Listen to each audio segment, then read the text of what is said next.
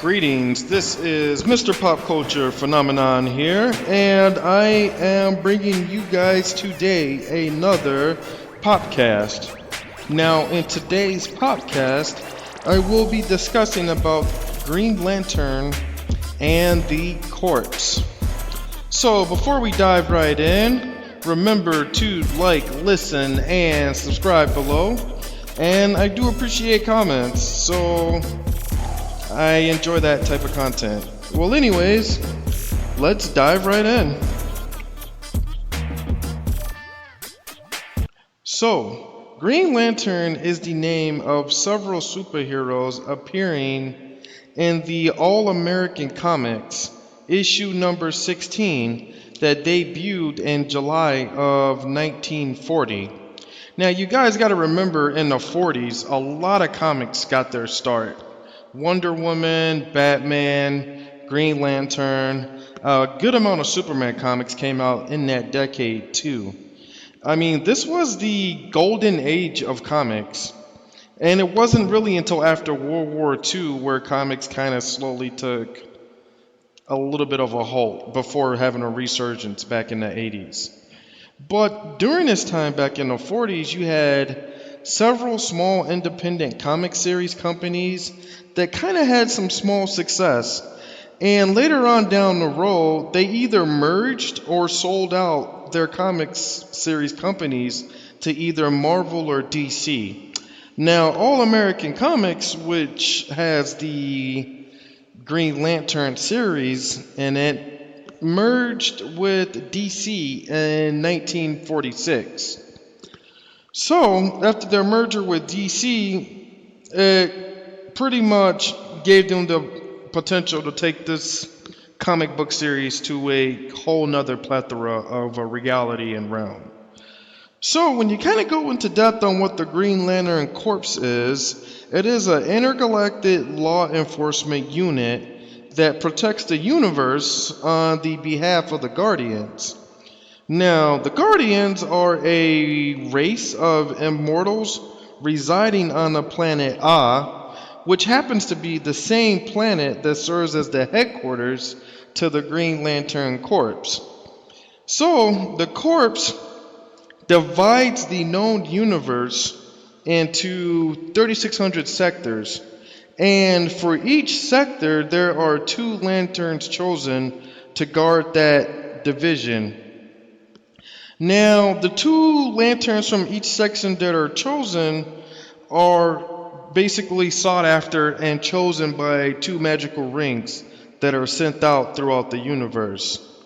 And the magical rings choose these individuals based on these main two traits.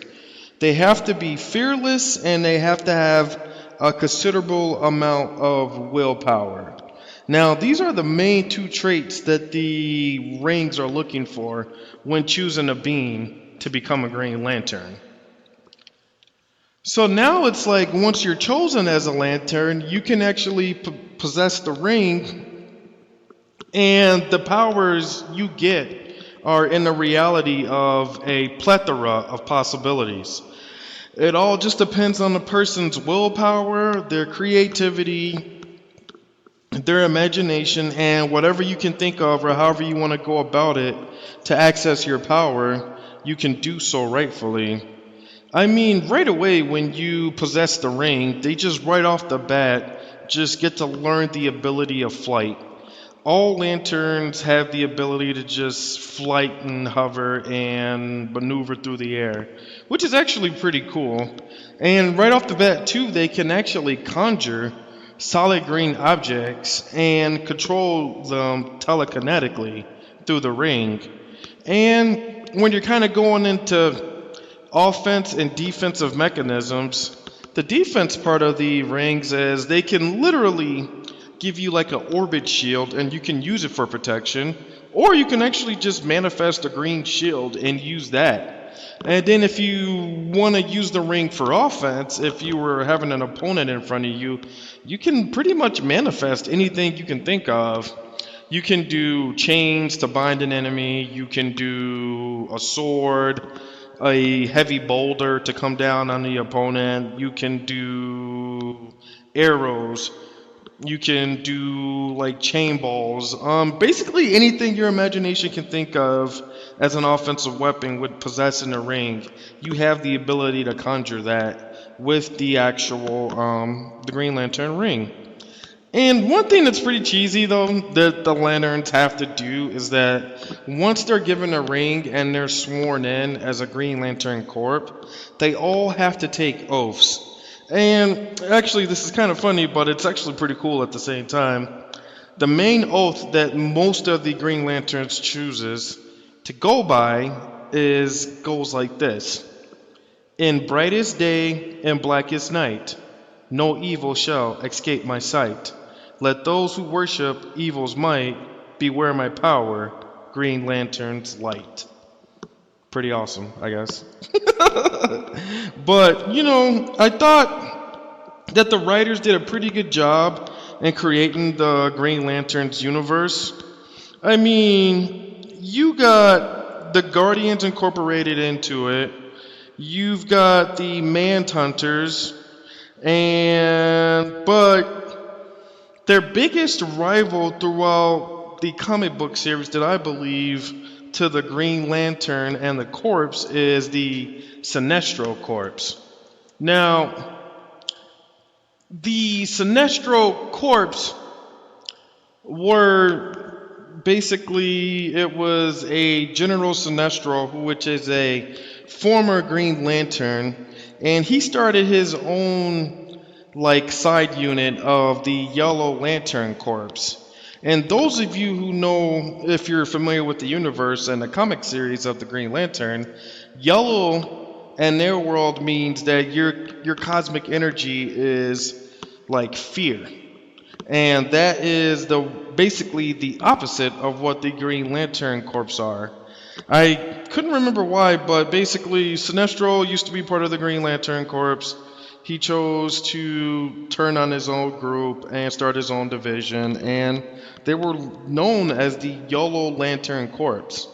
And that was their main rival throughout the comic series. And also, too, when you kind of go into it, a prophecy was later fulfilled with the Lantern Corps that came into light, which said that new lanterns will be discovered, and depending on the cosmic energies of each emotion, it will form a different color lantern. For example, red lanterns will be discovered, and their main emotional energy is rage. Orange is greed. White is life. Indigo will represent compassion. Blue will represent hope. And violet will represent love.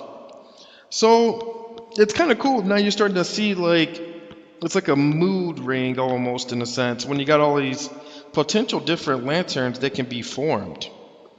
Now, when you read about them, they are in the Infinite Earths in the comic series to help out on trying to save the world, and are also in the Injustice Gods Among Us as the Lantern Corps try to take down Superman after he decides to do his own form of justice against the civilians who don't want to toe the line and walk straight.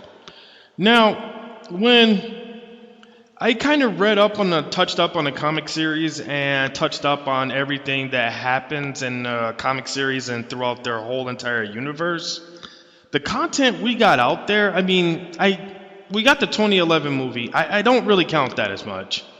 But this world and this universe has barely been tapped with the amount of content that's in here. From the Sinestro lanterns to the other lanterns that can be formed, you've got a universe with the Guardians that go in and basically possess it. And throughout their comic book series, have had to reform the group 2 or 3 different times. And I think in our sector alone, just whichever sector Earth is in, for the Green Lanterns, we've had at least 4 to 5 different Lantern Guardians. And the amount of content I believe that's out there on the market today is nowhere near enough. This show needs to be, in my opinion, I think it needs a TV show. So it can really go in full depth, and you can kind of get to understand this world and this universe, and it can actually start putting the amount of content that's in the comics out there in real life, whether it be TV shows or movies. I mean, it's so much untapped stuff in this universe that hasn't even hit the market yet. And I mean, you got the 2011 movie. It kind of goes behind the story of one of the lanterns, and you get a small, you get like a minuscule, like an ice cube of how in depth this actual universe is. When if you look at it throughout the comic series, I mean, this world is vast and huge and large, and I mean, there's like an iceberg of information on the Guardians, the Green Lanterns, the Corpse, the other lanterns that are out there in the universe, how they relate with the Justice League and the DC heroes. It like we haven't even like scratched the surface on how much of the actual stuff that people do know about Green Lantern. He's kind of the one, he's like the second tier of the DC heroes. That's like really doesn't, most people don't know about him as much as they should. And you know, that's kind of just my 2 cents on it. And I kind of was just giving in a small brief discussion video. I mean, I could probably like write like 3 or 4 essays on this topic and just keep on going. I mean, there's so many different backlines and different like stories on the Green Lanterns and how big this actual universe is. Well, anyways, this is Mr. Pop Culture Phenomenon here, and I just wanted to bring you guys today another podcast. And if you like the content, please leave a comment below.